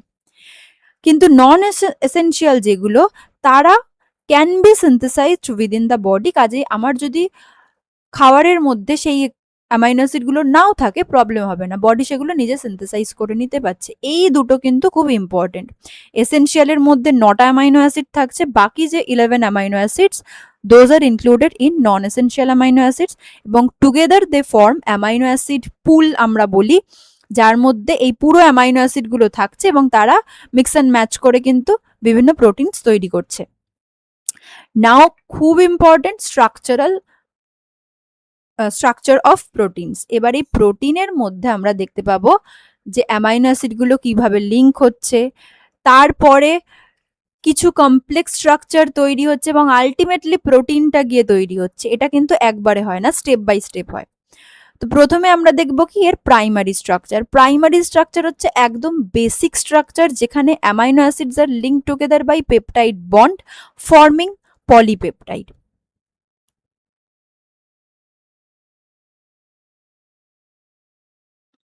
ওকে, তো পেপটাইড বন্ডটা একটু বলে রাখি। পেপটাইড বন্ডটা এখানে এই যে শো করা আছে। পেপটাইড বন্ড হচ্ছে একটা অ্যামাইনো অ্যাসিডের COOH থাকছে, OH থাকছে, আরেকটা অ্যামাইনো অ্যাসিডের NH2 থাকছে। ঠিক, তাহলে এখানে পুরো অ্যামাইনো অ্যাসিডটা কন্টিনিউ করেছে। এটা ধরো একটা ফার্স্ট অ্যামাইনো অ্যাসিড, আর এটা হচ্ছে পরে আবার পুরোটা কন্টিনিউ করেছে এরকম ভাবে। এটা হচ্ছে সেকেন্ড অ্যামাইনো অ্যাসিড। এবার এদের মধ্যে লিঙ্ক থাকতে হবে। এখানে ব্যাপারটা কি হয়, এই C double bond O single bond OH আর এখানে NHH, এদের থেকে একটা H2O ফর্ম করে বেরিয়ে যায়। H2O ফর্ম করে বেরিয়ে যাচ্ছে। তাহলে এখন কে কে থাকছে, C ডাবল বন্ড O আর এখানের NH থাকছে, মানে কি CONH এটা থাকছে। এই জিনিসটাকে বলা হচ্ছে কি পেপটাইড বন্ড। এই বন্ডের থ্রুতে পর পর অ্যামাইনো অ্যাসিড গুলো লিঙ্ক করা থাকে। তাহলে একটা অ্যামাইনো অ্যাসিডের C ডাবল বন্ড OH এর যে OH, তারপরের অ্যামাইনো অ্যাসিডের NH2 এর একটা H নিয়ে H2O ফর্ম করে বেরিয়ে যাচ্ছে। C ডাবল বন্ড O আর এখানের NH-টা পড়ে থাকছে। এদের দুজনের মাঝখানে একটা বন্ড তৈরি হয়েছে, which is called peptide bond. এই বন্ডের থ্রুতেই পরপর অ্যামাইনো অ্যাসিড গুলো লিঙ্কড করা থাকছে। এই যে লিঙ্কটা, এটাই কিন্তু প্রাইমারি স্ট্রাকচারের মেইন ব্যাপার, যে amino acid are link together by peptide bonds forming polypeptide. তাহলে পেপটাইড বন্ডে যদি আমরা দেখি, linkage between the amino group of one amino acid, এটা হচ্ছে amino group, and carboxyl group of another releasing one molecule of water, এটা হচ্ছে carboxyl group. এরা একটা ওয়াটার মলিকিউলকে রিলিজ করে নিজেদের মধ্যে বন্ড তৈরি করেছে। This bonds are covalent, can not be broken easily. এই বন্ডটা কোভ্যালেন্ট বন্ড আর নন কোভ্যালেন্ট বন্ড আমরা জানি, এটা কোভ্যালেন্ট বন্ড, তার মানে খুবই স্ট্রং একটা বন্ড, খুব ইজিলি এটাকে ব্রেকডাউন করা যায় না, যেটা এখানে শো করা রয়েছে। তাহলে এই যে OH আর H, এই দুটো ফর্ম করেছে কি H2O বেরিয়ে গেছে, আর এখান থেকে CONH, এটাই হচ্ছে পেপটাইড বন্ড, যার থ্রুতে কিন্তু অ্যামাইনো অ্যাসিড গুলো পাশাপাশি জোড়া লেগে বা লিঙ্ক করা রয়েছে। নেক্সট এবার চলে আসছে সেকেন্ডারি স্ট্রাকচার। তাহলে প্রাইমারি স্ট্রাকচারে আমরা জাস্ট দেখলাম কি পলিপেপটাইড ফর্ম করলো, মানে কি অনেকগুলো পরপর, যেমন আমরা পলিস্যাকারাইড পড়েছি, অনেকগুলো মনোস্যাকারাইড পরপর লিঙ্ক করা ছিল গ্লাইকোসাইডিক বন্ড দিয়ে। এখানে আমরা দেখছি কি পলিপেপটাইড, মানে এখানে একটু বলে রাখি, অনেকগুলো অ্যামাইনো অ্যাসিড পরপর লিঙ্ক করা থাকবে, তৈরি হবে ডাইপেপটাইড, ট্রাইপেপটাইড, এরকম করে অলিগোপেপটাইড। সেম আমরা যেরকম কার্বোহাইড্রেটে পড়লাম, যে যদি দুটো থাকে তখন তাকে বলবো ডাইপেপটাইড, আচ্ছা যদি তিনটে থাকে ট্রাইপেপটাইড। এরকম করে করে তৈরি হবে কি পলিপেপটাইড। তাহলে প্রথমে আসছে অ্যামাইনো অ্যাসিড, এটা আমি এরম ভাবে লিখে দিচ্ছি বুঝতে সুবিধা হবে। অনেকগুলো অ্যামাইনো অ্যাসিড থেকে হচ্ছে পেপটাইড। এবার যদি পেপটাইড গুলো আবার দুটো জোড়া লাগে তখন হবে ডাইপেপটাইড, তিনটে হলে ট্রাইপেপটাইড, চারটে হলে টেট্রাপেপটাইড, এরকম করে অলিগোপেপটাইড হবে। তার থেকেও যদি মোর দ্যান 10 হয়ে যায় তখন হবে পলিপেপটাইড। এই পলিপেপটাইড অবধি প্রাইমারি স্ট্রাকচার শেষ। এরপরে চলে আসছে কি সেকেন্ডারি স্ট্রাকচার, যেখানে polypeptide chains are getting folded, মানে ফোল্ড হয়ে যায়। এবার এই ফোল্ডের ক্ষেত্রে আমরা দুটো টাইপ দেখতে পাবো, একটাকে বলা হচ্ছে আলফা হেলিক্স, আরেকটা হচ্ছে বিটা প্লিটেড শিট। তার আগে বলে রাখি, এই যে ফোল্ডিংটা হবে সেখানে কিছু টাইপস অফ বন্ডস আমরা দেখতে পাই। একটা হচ্ছে হাইড্রোজেন বন্ড দেখতে পারি, ইলেকট্রোস্ট্যাটিক ফোর্সেস দেখতে পারি, হাইড্রোফোবিক ইন্টারাকশনস দেখতে পারি। এই কিছু টাইপস অফ ফোর্সেস রয়েছে যারা এই ফোল্ডিংটা ফর্ম করতে হেল্প করবে। আলফা হেলিক্সের কথা যদি আমরা বলি, আলফা হেলিক্সে দেখতে পাবো কি জিনিসটা অনেকটা দেখো, অনেকটা ডিএনএ এর মতনই কিন্তু দেখতে লাগছে। এখানে কি হয়, right handed spiral structure, right handed একটা মুভমেন্ট থাকে এবং স্পাইরাল স্ট্রাকচার হতে থাকে, মানে এরকম স্পাইরালি মুভ করতে থাকছে, right. Side chains of amino acids মানে আর গ্রুপ যারা, তারা প্রজেক্টেড আউটওয়ার্ড, বাইরের দিকে। এবার একটুখানি এই জায়গাটা বলে রাখি, স্ট্রাকচারটা দেখো। একটা অ্যামাইনো অ্যাসিডের NH আরেকটা অ্যামাইনো অ্যাসিডের CO, মানে এই C ডাবল বন্ড O, এটার যে O রয়েছে মানে অক্সিজেন রয়েছে, সেই অক্সিজেন আরেকটা অ্যামাইনো অ্যাসিডের NH মানে অ্যামাইনো গ্রুপের হাইড্রোজেনের সাথে বন্ড ফর্ম করবে। এবং কিরকম না, এই একটা অ্যামাইনো অ্যাসিড যেটা রয়েছে তার 4টে অ্যামাইনো অ্যাসিড পরে গিয়ে যে অ্যামাইনো অ্যাসিডটা থাকবে তাদের দুজনের মধ্যে বন্ড ফর্ম হবে, নাম্বার 1। নাম্বার 2 কিরকম, একটা এই যে অ্যামাইনো অ্যাসিড যে রয়েছে তার যে অ্যামাইনো গ্রুপ থাকবে, অ্যামাইনো গ্রুপের হাইড্রোজেনের সাথে ওই যে 4টে অ্যামাইনো অ্যাসিড পরে গিয়ে যে অ্যামাইনো অ্যাসিডটা আমি বললাম তার যে C double bond O group থাকবে তার অক্সিজেনের সাথে বন্ডটা ফর্ম করবে কোথায় না আলফা হেলিক্যাল স্ট্রাকচারে। তাহলে hydrogen bonds are formed between the carbonyl oxygen, এই যে কার্বনিল অক্সিজেন, কারণ কার্বক্সিল অ্যাসিড গ্রুপ ছিল সেটা তো ওখান থেকে ওইচটা অলরেডি বেরিয়ে গেছে, তারপরে পলিপেপটাইড তৈরি হয়ে গেছে। এবার পলিপেপটাইড গুলো এরকম ভাবে ফোল্ড হচ্ছে, তাহলে এটা হচ্ছে কার্বনিল গ্রুপের যে অক্সিজেন সেটা of one amino acid and amide hydrogen, তাহলে NH2 ছিল, সেখান থেকে একটা H বেরিয়ে গেছে, একটা H রয়ে গেছে। এই হাইড্রোজেন আর এই কার্বনিল অক্সিজেন এই দুজনের মধ্যে কিন্তু বন্ড ফর্ম করবে। কি type of bond? Hydrogen bond. For example haemoglobin, myosin, fibrin, এদের মধ্যে আলফা হেলিক্স দেখা যায়। কারণ আমরা যে সেকেন্ডারি স্ট্রাকচার দেখব সেখানে দেখতে পাবো যে সবার ক্ষেত্রে আলফা হেলিক্স হচ্ছে না, সবার ক্ষেত্রে বিটা প্লিটেড শিট হচ্ছে না। কিছু প্রোটিনসের ক্ষেত্রে দেখতে পাবো আলফা হেলিক্স হচ্ছে সেকেন্ডারি স্ট্রাকচার, আর কিছু ক্ষেত্রে দেখতে পাবো বিটা প্লিটেড শিট হচ্ছে। ফর এক্সাম্পল এখানে হিমোগ্লোবিন যেটা বা মায়োসিন যেটা, অ্যাক্টিন মায়োসিনের মায়োসিন যেটা মাসেলে থাকে, সে এদের ক্ষেত্রে দেখা যাচ্ছে সেকেন্ডারি স্ট্রাকচারে আলফা হেলিক্স দেখা যায়। তাহলে জিনিসটা কিরকম হচ্ছে বোঝা গেল বন্ড ফর্মেশনটা। এবার বিটা প্লিটেড শিট হচ্ছে যেখানে পলিপেপটাইড চেইনস গুলো পাশাপাশি থাকছে কিন্তু জিগজ্যাগ ম্যানারে, 1 2 3 4 5 6 7 8 এইভাবে থাকছে একটু জিগজ্যাগ ম্যানারে, কিন্তু একটা শিট বা একটা মানে হ্যাঁ একটা শিটের মতন সাজানো থাকে। এখানে দেখতে পাবে 1 2 3 4 5 6 মানে শিটের মতন সাজানো রয়েছে। তাহলে এখানে polypeptide chains are interconnected by hydrogen bonds and are arranged in zigzag manner. Mostly fibrous হয় এগুলো, ফর এক্সাম্পল ইলাস্টিন, কেরাটিন যেটা আমাদের হেয়ারে থাকছে, কোলাজেন আমাদের বোনসে থাকছে, স্কিনে থাকছে।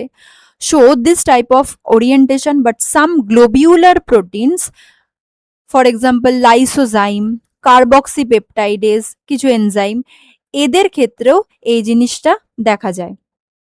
তাহলে বিটা প্লিটেড শিট আর হচ্ছে আলফা হেলিক্স দুটো বোঝা গেল, এই দুটো কিন্তু খুব ইম্পর্টেন্ট জায়গা, ঠিক আছে, বিটা প্লিটেড শিট আর আলফা হেলিক্স। আজকে যেই জায়গাগুলো পড়ানো হচ্ছে ম্যাক্সিমামই খুব ইম্পর্টেন্ট, কারণ এখান থেকে কোয়েশ্চেন দেয়। এবার চলে আসছে কি টার্সিয়ারি স্ট্রাকচার। টার্সিয়ারি স্ট্রাকচার হচ্ছে যেখানে সেকেন্ডারি স্ট্রাকচারটা আরো ফোল্ডেড হবে, মানে একদম কমপ্লেক্স স্ট্রাকচার হয়ে যাবে। তাহলে polypeptide chains with or without helical structure become coiled. তাহলে থাকতেও পারে কোনো কোনো প্রোটিনের ক্ষেত্রে সেকেন্ডারি স্ট্রাকচারের যে ফোল্ডিং সেটা, বা নাও থাকতে পারে, কিন্তু এখানে এসে সেই ফোল্ডিংটা আরো কমপ্লেক্স হবে বা কয়েলড হবে, forming highly specific 3 dimensional configuration. 4 types of interactions থাকতে পারে, হাইড্রোজেন বন্ড থাকতে পারে, ডাইসালফাইড বন্ড থাকতে পারে, হাইড্রোফোবিক ইন্টারাকশন বা আয়নিক ইন্টারাকশন এগুলো থাকতে পারে। ফর এক্সাম্পল মায়োগ্লোবিন, যেখানে iron and oxygen binding protein থাকে, found in cardiac and skeletal muscle. তাহলে এই মায়োগ্লোবিন হচ্ছে একটা প্রোটিন যেটা হাইলি কয়েলড হয়, একটা কমপ্লেক্স স্ট্রাকচার তৈরি করে and which forms the 3D structure. এটা কিন্তু অ্যাকচুয়ালি 3D স্ট্রাকচার, দেখেই বোঝা যাচ্ছে। তাহলে এই যে হেলিক্যাল স্ট্রাকচারগুলো, এগুলো অ্যাকচুয়ালি কি আলফা হেলিক্যাল স্ট্রাকচার। কোথাও কোথাও দেখবো আলফা হেলিক্যাল স্ট্রাকচার আর বিটা প্লিটেড শিট একসাথে কয়েলড হয়ে গিয়ে আবার টার্সিয়ারি স্ট্রাকচার ফর্ম করেছে, সেরকমও দেখা যেতে পারে। তাহলে এখানে আলফা হেলিক্যাল স্ট্রাকচারগুলো আরো বেশি কয়েলড হয়ে তৈরি করেছে কি টার্সিয়ারি স্ট্রাকচার। আর কোয়াটারনারি স্ট্রাকচার যেটা, এটা সবার ক্ষেত্রে দেখা যায় না, কিছু কিছু ক্ষেত্রে দেখা যায় যে two or more polypeptide chains are united together by forces other than covalent bonds. Individual constituent polypeptide chain is termed as protomer. তাহলে এখানে আমরা দেখতে পাচ্ছি কি এই একটা আলফা চেইন পলিমার, এই একটা বিটা চেইন পলিমার, এদের প্রত্যেকটাকে বলা হচ্ছে কি প্রোটোমার। মানে এখানে আলফার চেইন যেটা সেটা একটা প্রোটোমার, বিটা চেইন যেটা সেটা একটা প্রোটোমার, বা এটাকে মনোমার বা সাব ইউনিটও বলা হয়। কোন কোন বন্ড এখানে ফর্ম করতে পারে?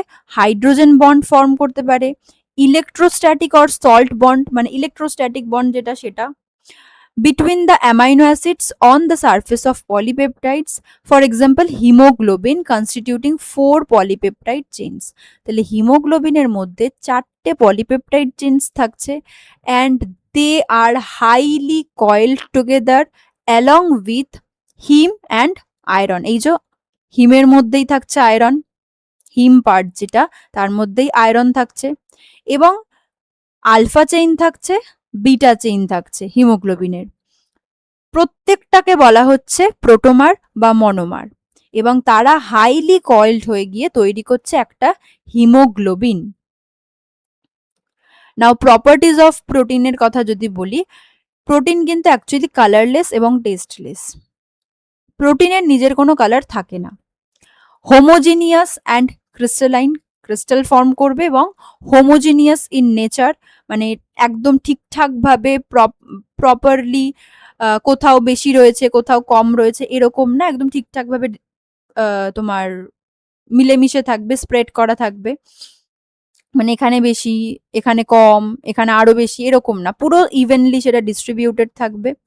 Molecular weight 5 into 10 to the power 3 to 18, sorry 18 হবে না, এখানে কিছু একটা টাইপিং মিস্টেক হয়েছে, 18 না, 1 into 10 to the power 6, এটা টাইপিং মিস্টেক হয়েছে, ঠিক আছে। ডালটন, এতটা এর মলিকিউলার ওয়েট হতে পারে, এটা কিন্তু 8 না, এটা মানে স্টার বা মাল্টিপ্লিকেশন যেটা সেটা।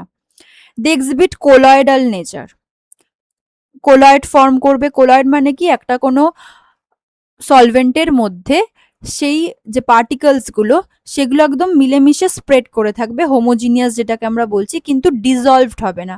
যেমন আমরা যদি বলি সুগার সলিউশন, সেটা কিন্তু ডিজলভড হয়ে যায় ওয়াটারের মধ্যে, কিন্তু এটা ডিজলভড হবে না, হোমোজিনিয়াসলি ওটা স্প্রেড করা থাকবে পুরো সলভেন্টের মধ্যে। খুব স্লো রেটে ডিফিউজ করতে পারে এবং টিন্ডাল এফেক্ট শো করে। টিন্ডাল এফেক্ট মানে কি, যেহেতু এই কোলয়েডাল ইন নেচার, যখন এই ধরো একটা জারের মধ্যে রয়েছে প্রোটিনটা, একদম কোলয়েডাল নেচার এটা শো করে রয়েছে, এবার আমি যদি একটা লাইট এর মধ্যে দিয়ে পাস করাই, দেখা যাবে কি লাইটটা স্ক্যাটার করে যাচ্ছে, পুরো এরম ভাবে ছড়িয়ে যাচ্ছে, এটাকেই বলা হচ্ছে Tyndall effect, scattering of light in solution. They are amphoteric, মানে both acidic and basic nature show করছে, অ্যান্ড ডিনেচারেশন তাদের হয় যখন they are expose to any physical or chemical stress, মানে কি কোনো তাকে জোরে কোথাও একটা শেক করা হয়েছে, বা হিট দেওয়া হয়েছে, বা এক্সট্রিম প্রেশার দেওয়া হয়েছে, ইউভি রেডিয়েশন দেওয়া হয়েছে, এগুলো সব ফিজিক্যাল ফ্যাক্টরস, বা কোনো কেমিক্যালের সাথে রিয়াকশন করানো হয়েছে সাচ অ্যাজ অ্যালকোহল বা অ্যাসিটোন, তখন দেখা যায় যে তাদের 3 ডাইমেনশনাল স্ট্রাকচারটা ভেঙে যায় এবং আস্তে আস্তে সেটা সিম্পল ফর্মে আসতে থাকে। এই যে সিম্পল ফর্মে আসছে, 3 ডাইমেনশনাল স্ট্রাকচারটা নষ্ট হয়ে যাচ্ছে, ডিসরাপ্টেড হয়ে যাচ্ছে, এটাকে বলা হচ্ছে ডিনেচারেশন। আবার যদি এটা 3 ডাইমেনশনাল ফর্ম করে, সেখান থেকে সেটাকে বলবো কি রিনেচারেশন।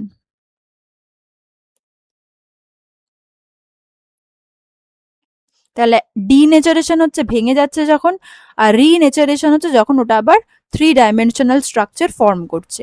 দে migrate in an electric field, কারণ কি একটা পজিটিভ একটা নেগেটিভ পার্ট থাকছে, depending upon the net charge possessed by the molecule. তাহলে যদি কখনো এরকম দেখা যায় যে পজিটিভ বেশি রয়েছে সেটা নেগেটিভের দিকে যাচ্ছে, আর যদি দেখা যায় নেগেটিভ বেশি রয়েছে সেটা পজিটিভের দিকে যাচ্ছে, এটা ডিপেন্ড করছে কার উপর না, সেই মলিকিউলটার নেট চার্জ কত। বোঝা গেল? So these are some properties of proteins যেটা আমাদের মনে রাখতে হবে। এখান থেকে মলিকিউলার ওয়েটটা মনে রাখতে হবে। আচ্ছা, টিন্ডাল এফেক্ট শো করে, অ্যামফোটেরিক আর ডিনেচারেশন, এগুলো হচ্ছে two highlighted points. Now classification of proteins যদি আমরা দেখি, ক্লাসিফিকেশনের মধ্যে দুটো টাইপস হয়, একটা হচ্ছে তার ফরমেশনটা কিরকম সেটা, আরেকটা হচ্ছে তার শেপটা কিরকম সেটা।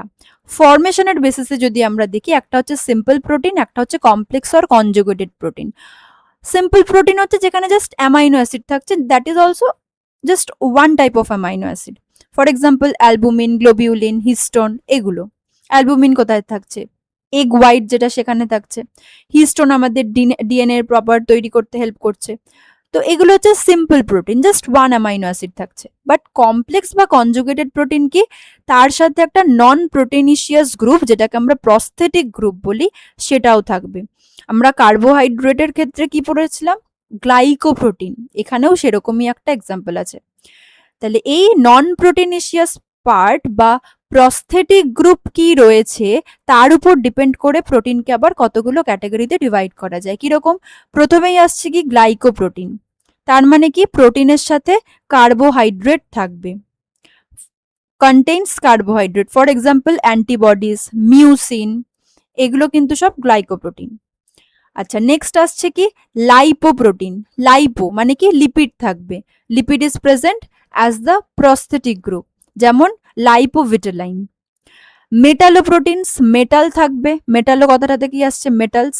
তাহলে হিমোগ্লোবিন, কেন? কারণ Fe2+ থাকছে। আচ্ছা, ক্রোমোপ্রোটিনস মানে কি? ক্রোমো মানে কি কালার থাকবে, তার মানে পিগমেন্ট থাকবে। ফর এক্সাম্পল হিমোসায়ানিন, যেটা আর্থ্রোপড মানে ধরো ককরোচ যেটা আরশোলা, তার যে বডি ফ্লুইড তাকে আমরা বলছি হিমোসায়ানিন, সেখানে থাকছে। সাইটোক্রোমে থাকছে। ফসফোপ্রোটিন মানে কি ইনঅর্গ্যানিক ফসফেট প্রস্থেটিক গ্রুপ হিসেবে থাকছে, ফর এক্সাম্পল কেসিন যেটা মিল্কে থাকছে। আচ্ছা, ভিটালিন, এরা সবাই হচ্ছে ফসফোপ্রোটিন। আর নিউক্লিয় প্রোটিন কি? যার মধ্যে নিউক্লিক অ্যাসিড থাকছে, ফর এক্সাম্পল হিস্টোনের মধ্যেও থাকবে। প্রোটামিনস যেগুলো, সেগুলোর মধ্যেও কিন্তু নিউক্লিক অ্যাসিড প্রোটিনের সাথে থাকছে। তাহলে এগুলো হচ্ছে কমপ্লেক্স বা কনজুগেটেড প্রোটিনস, যার মধ্যে আমরা প্রোটিনের পার্টের সাথে কিছু নন প্রোটিনিশিয়াস পার্ট দেখতে পারবো, এবং এই নন প্রোটিনিশিয়াস পার্টটাকে আমরা বলছি প্রস্থেটিক গ্রুপ। এটা গেল হচ্ছে তার ফরমেশনটা কিরকম প্রোটিনের। আরেকটা হচ্ছে শেপ কিরকম, গ্লোবিউলার নাকি ফাইব্রাস। গ্লোবিউলার হচ্ছে গ্লোবিউলের মতন দেখতে, গোল গোল গোল গোল গ্লোবিউলের মতন দেখছে। For example enzyme, hormones, plasma protein, এরা হচ্ছে সব গ্লোবিউলার প্রোটিন। আর ফাইব্রাস প্রোটিন কি? যেমন কোলাজেন, ইলাস্টিন, কেরাটিন, এরা ফাইব্রাস, লম্বা। যেমন আমরা বিটা প্লিটেড শিট দেখলাম, এই যে বিটা প্লিটেড শিটে আমরা দেখেছি যে এদের স্ট্রাকচারটা কিরকম জিগজ্যাগ হচ্ছে, মানে কি ফাইবারের মতন লম্বা দেখতে হবে। তাহলে এইগুলো গেল হচ্ছে কি প্রোটিনের ক্লাসিফিকেশন, ডিপেন্ড করছে কার বেসিসে আমি এটাকে ক্লাসিফাই করছি। নাও ফাংশনস অফ প্রোটিনস, একদম শেষের দিকে আমরা চলে এসেছি। প্রোটিনসের কিছু ক্যাটালাইটিক ফাংশন থাকে, মানে কি যেই প্রোটিনগুলো এনজাইম ফর্ম করছে তাদের কিছু ক্যাটালাইটিক ফাংশন থাকছে। আচ্ছা, নেক্সট হচ্ছে প্রোটেকশন দিচ্ছে আমাদের, অ্যান্টিবডিজ ফর্ম করছে, ইন্টারফেরন্স তৈরি করছে, যেগুলো আমাদের ইমিউন সিস্টেমের মেজর রোল প্লে করে। কোনো একটা অ্যান্টিজেন বডিকে অ্যাফেক্ট করেছে, তার এগেনস্টে কোনো অ্যান্টিবডি তৈরি হচ্ছে, তাহলে সেই অ্যান্টিবডিগুলো কি দিয়ে তৈরি হবে? প্রোটিন দিয়ে তৈরি হবে। প্রিভেন্টস এক্সেসিভ ব্লাড লস, যেটা ফাইব্রিন, মানে আমাদের একটা ব্লাড ক্লটিং ফ্যাক্টর, যে 13 ফ্যাক্টরস রয়েছে তার মধ্যে ফাইব্রিন একটা ফ্যাক্টর, এবং সে কিন্তু আমাদের ব্লাড যে লস, মানে কোথাও একটা কেটে গেল ব্লাড লস হচ্ছে, সেটাকে প্রিভেন্ট করছে by the process of clotting. Next হচ্ছে মুভমেন্টে হেল্প করছে, অ্যাক্টিন মায়োসিন মাসেল মুভমেন্টে হেল্প করছে। আচ্ছা, স্ট্রাকচারাল ইউনিট হিসেবে কাজ করছে, যেমন কোলাজেন, ইলাস্টিন, কেরাটিন, এরা সব স্ট্রাকচার ফর্ম করছে। কোলাজেন স্কিন বা বোনের একটা স্ট্রাকচারাল ইউনিট, কেরাটিন আমাদের হেয়ারের একটা structural unit. Regulates various physiological functions, জিন তৈরি করতে হেল্প করছে, হরমোনাল কিছু রেগুলেশনস করছে, হরমোন তৈরি করছে, জিন তৈরি করছে। যদি প্রোটিন না থাকে নিউক্লিক অ্যাসিড তৈরি হবে না ঠিকঠাক করে, এবং আলটিমেটলি কিন্তু প্রোটিনটা যদি তৈরি না হয় আমাদের জেনেটিক মেটেরিয়ালই তৈরি হবে না। It also has storage and nutritive function such as casein and glutelin. Casein কিন্তু আমাদের মিল্কে থাকে, তাহলে সেটাও একটা আমাদের নিউট্রিটিভ ফাংশন দিচ্ছে। And receptors on membranes of different cells, receptor protein যেগুলো, সেগুলোও কিন্তু প্রোটিন, মানে বলেই দিলাম রিসেপ্টর প্রোটিন, তাহলে ওইগুলোও কিন্তু প্রোটিন দিয়ে তৈরি হয়, যেগুলো বিভিন্ন মলিকিউলস বা বিভিন্ন পার্টিকেলসকে রিসিভ করছে, সেই সিগন্যাল ট্রান্সডাকশনে আমরা ওগুলো পাই, যে সিগন্যালিং যাতে ঠিকঠাক হয়, ব্রেন থেকে আমার হাতে পায়ে বা বিভিন্ন অর্গানসে সিগন্যাল যাচ্ছে, বা ইম্পালস যাচ্ছে আমার ব্রেনে, এগুলো কিন্তু কিছু রিসেপ্টার্স এর থ্রুতে হয়। বা সেল টু সেল যে সিগন্যালগুলো, যে একটা সেল তার পাশের সেলকে কোনো সিগন্যাল দিল, তাদের ক্ষেত্রে এরকম রিসেপ্টর কিছু প্রোটিনস থাকছে সেল মেমব্রেনে, এইগুলো কিন্তু ওই সিগন্যালিং এর জন্য দরকার হয়, যদি না থাকতো তাহলে সিগন্যালিং হতো না। তাহলে এইগুলো হচ্ছে খুব ইম্পর্টেন্ট কিছু functions of protein. And lastly একটা পয়েন্ট আমাদের মনে রাখতে হবে, isoelectric point, which is the pH value at which the number of anions and cations become equal. Proteins become zwitter ions at the isoelectric point, মানে কি যখন plus আর minus same থাকছে তখন সেটাকে বলা হচ্ছে আইসোইলেকট্রিক পয়েন্ট, মানে যেই পিএইচ ভ্যালুতে সেটা হচ্ছে। এবং আমরা একটু আগেই দেখলাম জুইটার আয়নে কি হচ্ছে, প্লাস মাইনাস সেম থাকছে, যার জন্য আলটিমেটলি দ্য নেট চার্জ যেটা সেটা হয়ে যাচ্ছে 0। তাহলে আইসোইলেকট্রিক পয়েন্ট কখন হবে না, যখন জুইটার আয়ন ফর্ম করবে কোন একটা অ্যামাইনো অ্যাসিড। তাহলে এটাই ছিল আজকে আর আমাদের পুরো ডিটেইলড একটা আলোচনা। এবং এর পরের যে ক্লাস সেখানে আমরা লিপিড, এনজাইম, আরো কিছু যে টুকটাক পার্ট রয়েছে সেইগুলো নিয়ে আমরা ডিসকাস করব। আশা করছি তোমাদের কিছুটা বোঝাতে পেরেছি। যেই জায়গাগুলো বললাম, মানে স্ট্রাকচার যেগুলো, amino acid, glucose, fructose, galactose, এদের স্ট্রাকচারগুলো কিন্তু অবশ্যই প্র্যাকটিস করতে হবে। এবং যেই জায়গাগুলো বললাম যে ইম্পর্টেন্ট স্টার দিয়ে দিলাম, ওগুলো অবশ্যই খুব ভালোভাবে আমাদের মনে রাখতে হবে, কারণ এই পুরো ডিসকাশন থেকে কিন্তু অনেক কোয়েশ্চেন হতে পারে। কাজেই কোনোটাই আনইম্পর্টেন্টরা খুব ভালো করে পড়বে। নেক্সট ডিসকাশন খুব তাড়াতাড়ি আসছে। টিল দেন থ্যাংক ইউ, সবাই খুব ভালো থাকবে।